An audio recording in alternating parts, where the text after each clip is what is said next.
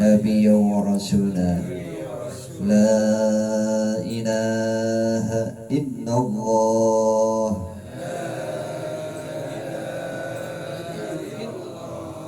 لا إله إلا الله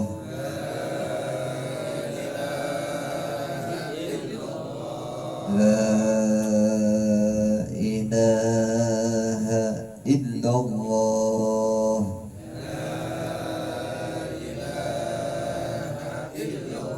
محمد رسول الله.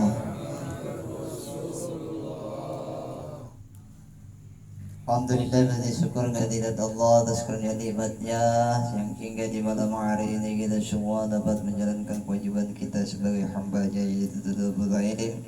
Semoga apa yang kita lakukan ditulis oleh Allah sebagai amal ibadah kita kepada Allah Subhanahu wa taala. Salawat dan salam semoga selalu tercurahkan kepada yang mulia baginda Nabi Muhammad sallallahu alaihi wasallam. Saudara-saudaraku sekalian yang dimuliakan Allah Subhanahu wa taala, walaupun malam kita tetap semangat.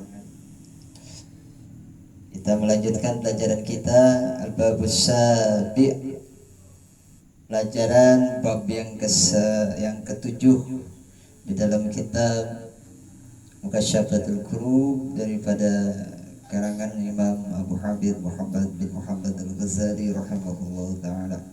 Wa nafa'anallahu bi'ulumihi wa bi'asrarihi bidini wa dunya wal akhirah, amin ya rabbal alamin. Fi nisyanillahi ta'ala wal faski wal nifaq. Bab ketujuh ini menerangkan tentang lupa kepada Allah yang maha agung, yang maha tinggi, membahas tentang kefasikan, membahas tentang kemunafikan. Finisiyanillahi ta'ala, lupa kepada Allah. Kita baca kitab dulu. Ja'at imra'atun ila Hasan al-Basri radhiyallahu anhu faqalat innahu kanat li ibnatun syabatun famatat wa ahbabtu an araha fil manam faji'tuka kay tu'allimani ma asta'inu bihi ala ru'yatiha fa'allamaha falamma ra'atha 'alayha libasun min qatranin wa fi unuqiha al-gullu wa fi rijliha al-qaid. فأخبرت الحسن بذلك فاغتم ومضت مدة ثم رآها الحسن في الجنة وعلى رأسها تاج فقالت يا حسن أما تعرفني أنا ابنة المرأة التي أتتك وقالت لك كذا فقال لها ما الذي يشيرك إلى ما أرى قالت مر بنا رجل فصلى على النبي صلى الله عليه وسلم مرة وكان بالمقبرة 550 إنسانا في العذاب فنودي ارفعوا العذاب عنهم ببركة صلاة هذا الرجل. Ngerti? Paham?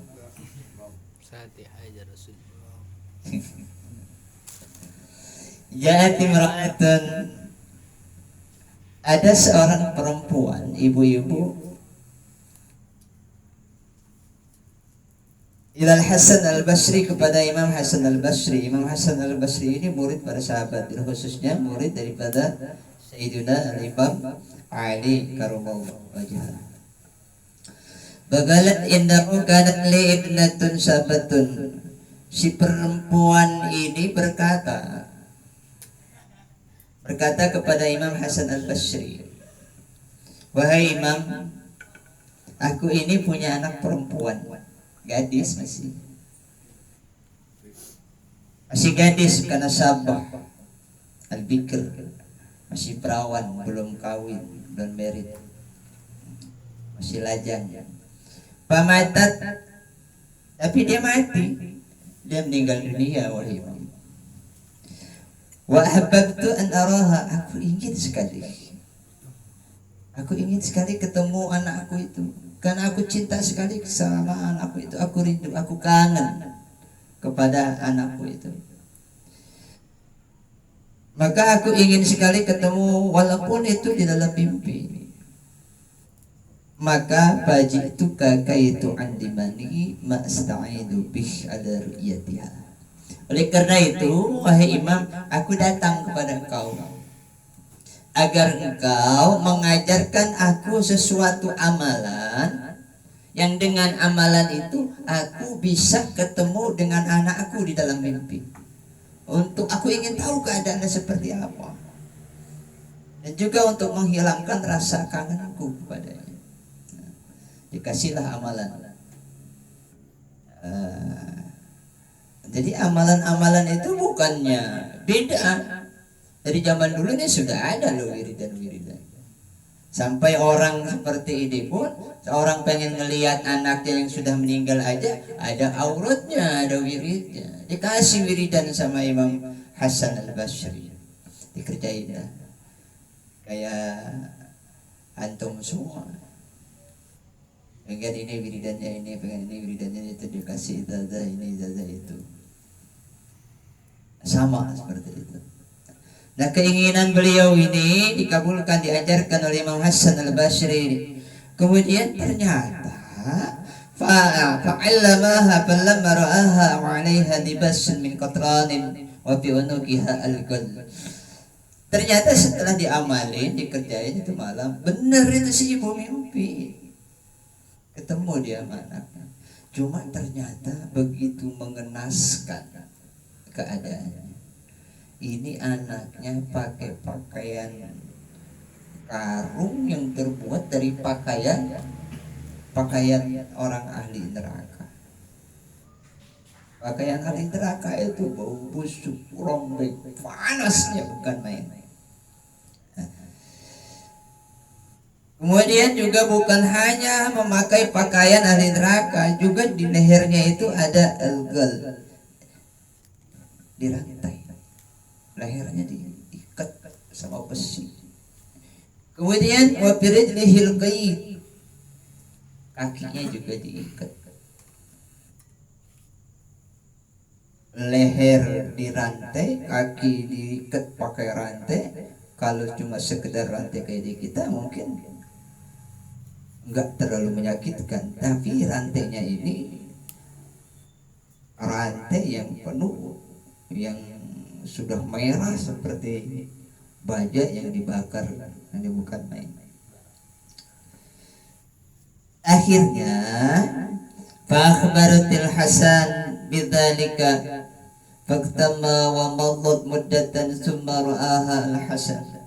Nah, kemudian si perempuan ini ngasih kabar, wahai imam, aku sudah kerjakan apa yang engkau ajarkan kepadaku, dan aku diberikan ketemu oleh Allah. Aku melihat anakku tersebut, cuma begitu mengenaskan, dia tersiksa, siksanya bukan main. Aku gak kuat wahai imam, maka berikan aku amalan lagi. Dikasih amalan, dia pulang, tapi belum dikerjain itu amalannya.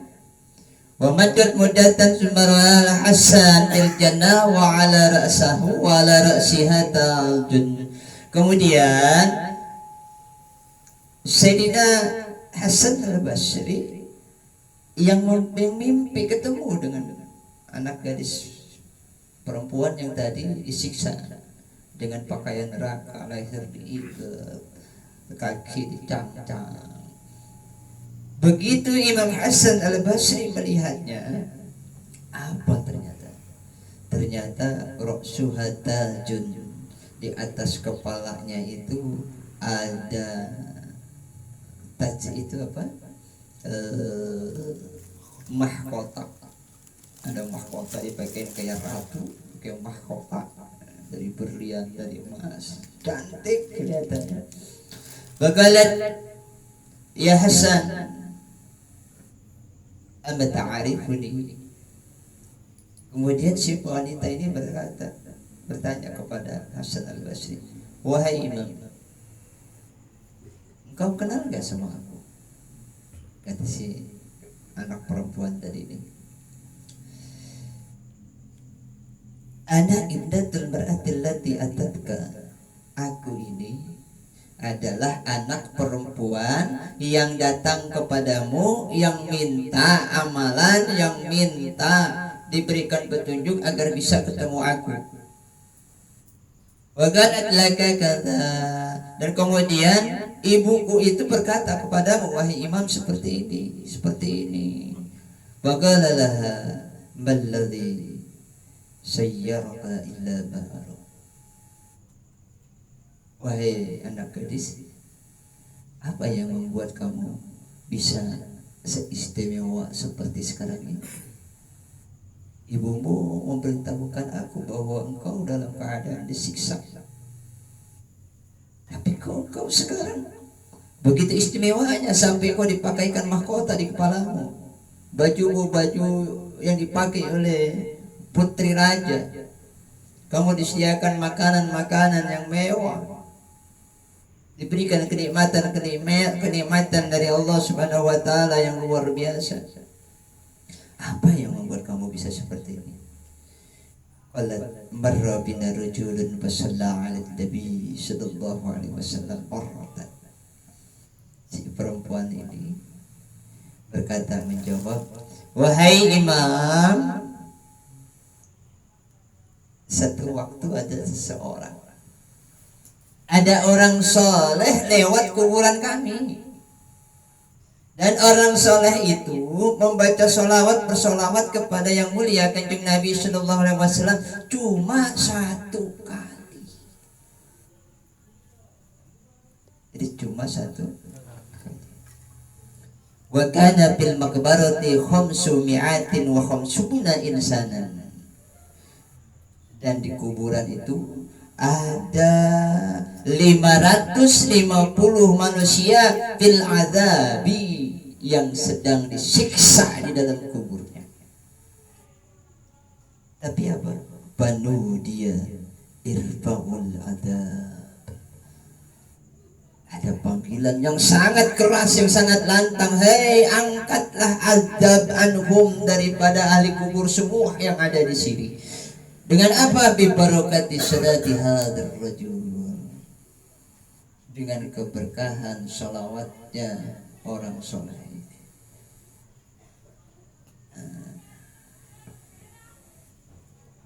Salawat, maka jangan meremehkan salawat.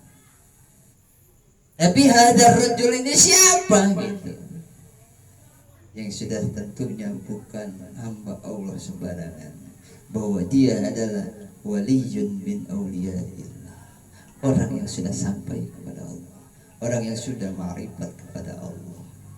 Bayangkan seorang wali, satu sholawatnya syafaat Kanjeng Rasul turun untuk 550 orang yang sedang disiksa. Itu bedanya orang yang belajar ilmu ma'rifat dengan yang enggak. Makanya selalu kita belajar sedikit-sedikit tentang ilmu ma'rifat. Ini luar biasa. Walaupun belum paham ya Riz, tapi yang penting kita sedang belajar. Kalau kebetulan mati, insya Allah akan disempurnakan oleh Allah Subhanahu wa taala.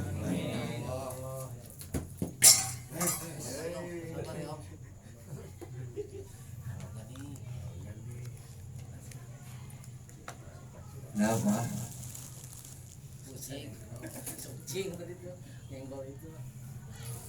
coba udah berapa sholawat yang dikasih sama Habis Wali? 20. Makanya yang punya orang tua sudah meninggal, punya engkong, punya kakek, pergi ke makam minimal ya setiap hari Jumat, gak tiap minggu sekali, 2 minggu sekali, sebulan sekali, bacain sholawat. Terutama Allahumma salli وسلم على سيدنا محمد apa? Karimil aba wal ummahat. Baca itu. Allahumma salli wa sallim ala sayyidina Muhammadin karimil aba wal ummahat. Allahumma salli wa sallim ala sayyidina Muhammadin karimil aba wal ummahat. Allahumma salli wa sallim ala sayyidina Muhammadin karimil aba wal ummahat. Itu bacanya. Berarti keluarga saudara yang meninggal bacain itu. Ketika kita habis ajankan, ketika mau ditutup sama tangan, bacain salawat. Gak perlu yang kencang. Kemarin Abah Haji meninggal tuh, saya bacain. Minta itu, isfa'lahu ya Rasulullah, berikan syafaatmu untuk si mayit. Nah, itu. Nuktatun bisadati rajulin ala Muhammadin sallallahu alaihi wasallam asabatul maghfirah faman yusalli alaihi mundu 50 sanatan afala yajidu syafa'atahu yawmal qiyamah. Catatan kata Imam Ghazali. Ini catatan. Coba dipikir katanya. Coba nih kalian pikir katanya. Dengan satu sholawat seseorang yang soleh terhadap yang mulia baginda Nabi Muhammad sallallahu alaihi wasallam, asabathumul maghfirah, itu orang 550 orang yang sedang disiksa di alam kubur mendapatkan ampunan dari Allah. Faman yusalli alaihi mundu 50 sanatan, bagaimana orang yang selalu bersolawat kepadanya selama 50 tahun? Apala yajidu syafa'atahu yaumal qiyamah. Apakah dia tidak akan mendapatkan syafaat uzma dari Rasulullah SAW pada hari kiamat? Artinya apa? Satu solawat saja bisa mengampuni 550 ahli kubur yang sedang disiksa. Apalagi model kayak Bang Boneng yang dari muda baca sholawat. Nggak mungkin nggak dapat syafaat uzma, syafaat yang besar nanti pada hari kiamat. Nggak mungkin. Nah, jadi jangan males-males. Itu. Wala takunu qala Allah Ta'ala wala takunu ay bil ma'syiyati. Berfirman Allah Subhanahu wa taala, janganlah kalian semua bil ma'syiyati kalladzina ya'ni kal munafiqin alladzina nasallah. Kalian semua berada dalam kemaksiatan seperti orang-orang, yakni seperti orang-orang munafik. Alladzina nasallah, yang mereka melupakan Allah, yakni taraku amrallahi wa fa'alu khilafahu wa taladdadu bi syahwatid dunya wa rakanu ila ghururiha. Artinya apa? Mereka meninggalkan perintah Allah. Mereka mengerjakan yang bertentangan dengan perintah. Mereka merasa lezat dengan syahwat dunia, warakanu ila ghururiha, dan mereka mengumpulkan, menumpuk-numpuk daripada tipuan-tipuan dunia tersebut. Nah, ini babnya kan melupakan Gusti Allah. Tapi kenapa Imam Ghazali menceritakannya tentang sholawat? Nah, bisa gak ambil kesimpulannya?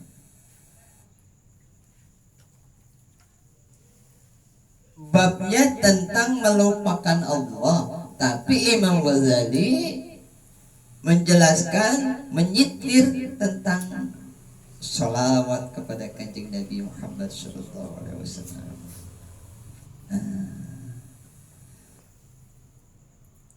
Jadi bukan main sebetulnya rahasianya.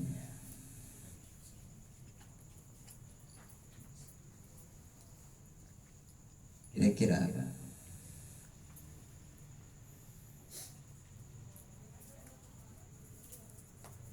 Itulah hebatnya sholawat kepada Kanjeng Nabi Muhammad sallallahu alaihi wasallam. Karena bersolawat langsung diperintah oleh Gusti Allah. Innallaha wa malaikatahu yusalluna 'alan nabi ya ayyuhalladzina amanu sallu 'alaihi wasallimu taslima.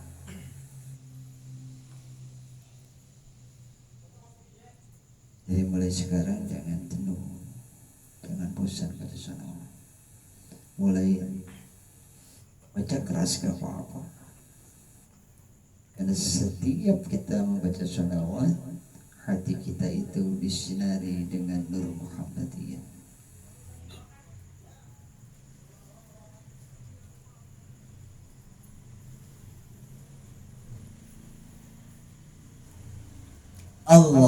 Allah itu Ismul A'zam, nama dari Ismul A'zam ini. Makanya di sini binisyanillahi, di dalam melupakan Allah. Artinya apa? Imam Ghazali, jangan sampai kita melupakan Allah. Allah itu yang disifati dengan sifat-sifat kesempurnaan, makanya disebut dengan Ismul A'zam. Allah di atas turunannya la ilaha illallah. Nah, jadi Allah la ilaha illallah, baru turunan dari la ilaha illallah Allahu Akbar. Baru apa lagi? Alhamdulillah. Lalu apa lagi? Subhanallah. Apa lagi? La haula wa la quwwata illa billahil aliyyil azim. Makanya biasakan zikir Allahu Allahu Allahu Allahu, biar kita nanti pada akhirnya ketika kita membiasakan diri kita selalu berzikir itu, nggak ada waktu di hati ini tanpa mengucapkan Allah Allah, tanpa kita sadari hati kita setelah mengucapkan Allah Allah Allah Allah Allah Allah. Karena lafzul jalalah itu Ismul A'zam. Lihat surat Al-Fatihah.